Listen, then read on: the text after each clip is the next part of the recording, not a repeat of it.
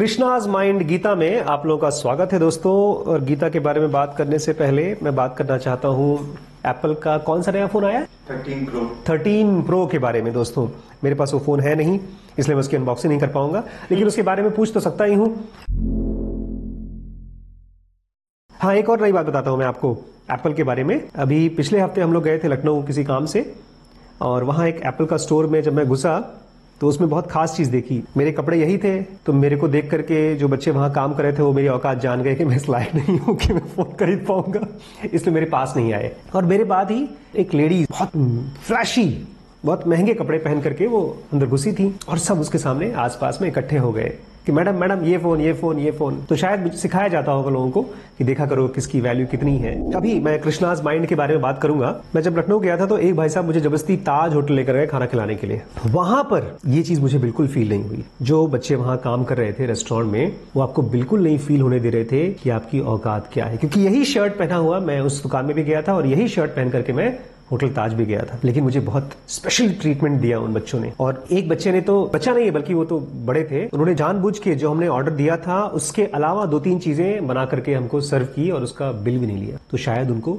Train किया गया होगा। इस धरती पे जब हम लोग आते हैं तो हमको कुछ चीजों की ट्रेनिंग होनी चाहिए। उसी में से एक ट्रेनिंग है भगवत गीता। इसमें कृष्ण कौन है? इस शरीर रूपी एप्पल फोन के अलग अलग फीचर्स बताने वाले। और उसी में से आज एक बहुत इंपॉर्टेंट फीचर आपको बताएंगे। वो फीचर आपको पता है लेकिन आप भूल जाएंगे, क्योंकि उस फीचर को आप कभी यूज नहीं करते। फीचर क्या है पहले सुन लीजिए। कृष्ण कह रहे हैं अर्जुन से, बचपन, जवानी और बुढ़ापा ये सब के सब इस जिंदगी के फेजेस हैं। ये जिंदगी क्या है? आत्मा का, जो हमारी आत्मा है उसकी एक जर्नी है, और उसमें अलग अलग स्टॉप्स हैं। कौन कौन से स्टॉप हैं? बचपना, जवानी और बुढ़ापा। लेकिन उसके आगे कुछ खास कहते हैं कृष्ण। और उस बात पर आप, आपके पिताजी और वो सारे लोग जो भगवत गीता पढ़ चुके हैं, सुन चुके हैं, और जो लोग नहीं जानते वो भी भरोसा नहीं करते। कृष्ण कहते हैं जब ये बचपना, जवानी, बुढ़ापा हो जाता है तब आता है अगला जन्म, नया शरीर। कृष्ण कह रहे हैं आप मरने के बाद नया शरीर लेते हैं। और ये सब बातें क्यों बोल रहे हैं अर्जुन से? क्योंकि अर्जुन को इस बॉडी रूपी गैजेट के बारे में पता नहीं है। रो रहे थे भाई साहब, गांडी फेंक दिया, अपना काम धाम भूल गए और कह रहे थे मैं अपने लोगों को मार दूंगा, ये मर जाएंगे तो मैं किस लिए जीऊंगा। तो उनको समझा रहे हैं कृष्ण, बेटा ये मर करके नया शरीर ले लेंगे, फिर थोड़ा शरीफों की तरह जिएंगे। ये दुर्योधन को तो कोई वजह नहीं जीने का। इमेजिन करिए एक ऐसी सोसाइटी जहां पर एक औरत का बलात्कार हो रहा है। बलात्कार ही था उस जमाने में और कोई रोक नहीं रहा है। और अपने अंदर भी, अपने गरेबान में झांक कर देखिएगा, अगर आप उस भीड़ का हिस्सा हैं जहां पर कोई घिनौना चीज हो रहा है और आपके अंदर से कुछ बोला नहीं जा रहा है किसी भी वजह से, आप ये कह रहे हैं कि मैं उतना पढ़ा लिखा नहीं हूं, या मैं बोलूंगा तो क्या फर्क पड़ जाएगा, तो आपको भी वही होना चाहिए जो दुर्योधन का हुआ। ये हम लोग 13वां श्लोक पढ़ रहे हैं, सेकेंड चैप्टर सांख्य योग से। और ये सब चीज क्या है? भगवत गीता है क्या? कृष्णाज माइंड गीता क्या है? इस बॉडी रूपी गैजेट, ये जो एप्पल का फोन आप लेकर घूम रहे हैं, जो हर रोज अपडेट होता रहता है, जिसकी वैल्यू आपको पता नहीं है, जो बेशकीमती और आपको मुफ्त में मिल गई है। अगर आप शराब पीते हैं तो आप जान लीजिए, सिगरेट पीते हैं तो भी, कोई भी बदतमीजी करते हैं तो भी, कि ये शरीर नया जन्म लेता है। कृष्ण कहते हैं इसमें कोई एबनॉर्मेलिटी नहीं है, इसमें कोई झूठ नहीं है। बोलते रहे, हमको क्या भरोसा होने।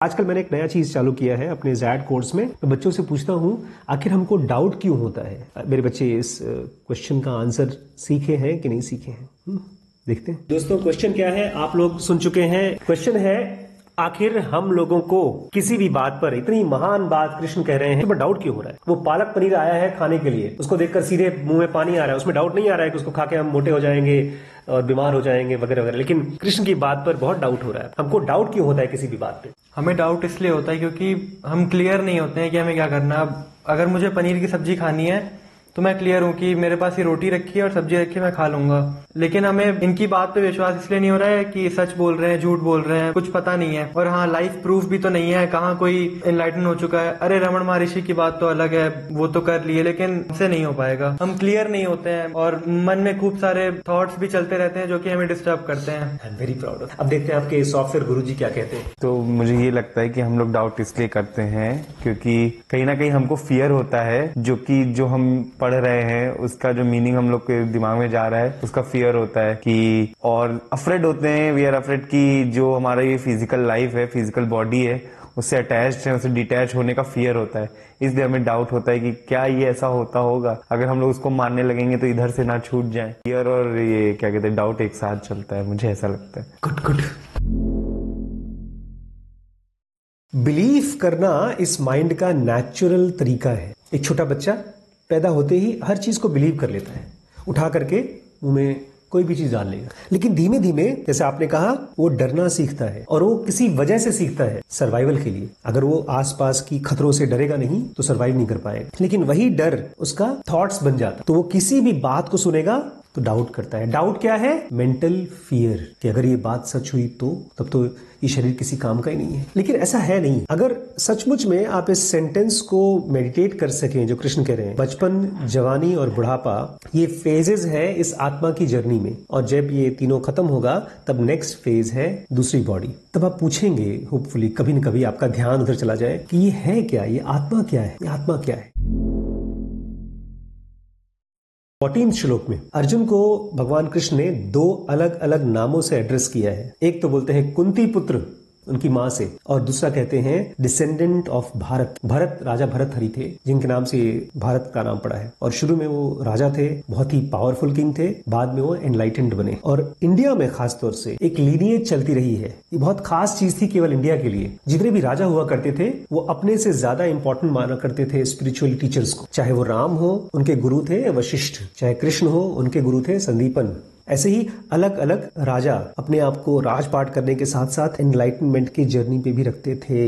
वो कैसे करते थे, वो इसी श्लोक की मदद से आपको समझ में आएगा। कृष्ण कह रहे हैं अर्जुन से, अर्जुन सुनो, जब तुम किसी सेंसुअल ऑब्जेक्ट के साथ या सेंस ऑब्जेक्ट के साथ इंटरेक्ट करते हो, जैसे आंखें फिल्में देखती हैं, जुबान खाना खाती है, मुंह खाना खाता है, उसकी वजह से तुम्हें अलग अलग एक्सपीरियंसेस होते हैं, कभी खुशी का और कभी दुख का। और ये जो एक्सपीरियंसेस हैं खुशी और दुख का, ये टेम्पररी है, ठीक वैसे जैसे मौसम आता है और चला जाता है। इसलिए तुम ऐसे बिहेव क्यों कर रहे हो, डिस्टर्ब हो गए हो पूरी तरह से, उसके प्रति अडेप्ट करो, अपने माइंड को रियलिटी के हिसाब से चेंज करो और अपने मन का बैलेंस को लूज मत करो। ये पहली बार अर्जुन की लाइफ में ऐसा कुछ हुआ होगा जिसने उनको हिला दिया। बुरारी केस देख रहा था नेटफ्लिक्स पे, तो उसमें पुलिस वाले, अखबार वाले, टीवी वाले, सब लोग क्या बोल रहे थे, हिल गए, हमने ऐसा कभी नहीं देखा। 11 लोग एक घर में बिना किसी सबूत के लटके पड़े हैं। वैसी हालत हो गई थी अर्जुन की, और वैसी हालत हम लोगों की हर रोज होती है किसी न किसी चीज के। क्या होती है? हिल जाते हैं। लेकिन अर्जुन को कृष्ण बोल रहे हैं, अर्जुन कोई ऐसी चीज है जो आत्मन है, आत्म है, सेल्फ है, ट्रूथ है, और वो नहीं हिलती। वो मौत भी हो जाए तब भी नहीं हिलती।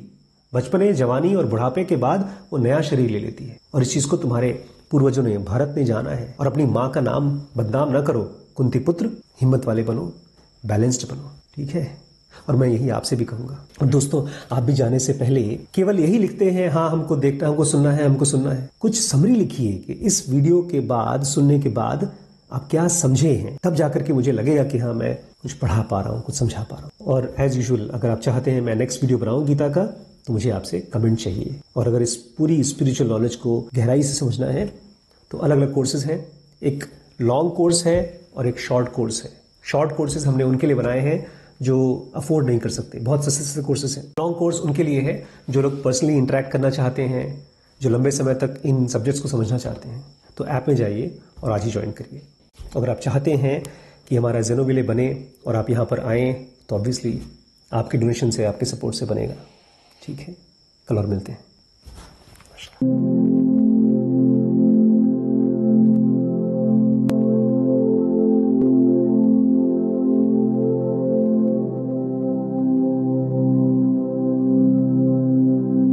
नमस्कार दोस्तों, स्वागत है आपका डीप नॉलेज में। आज हम लोग एक छोटा सा लेकिन बहुत इंपॉर्टेंट अनाउंसमेंट करने के लिए आए हैं।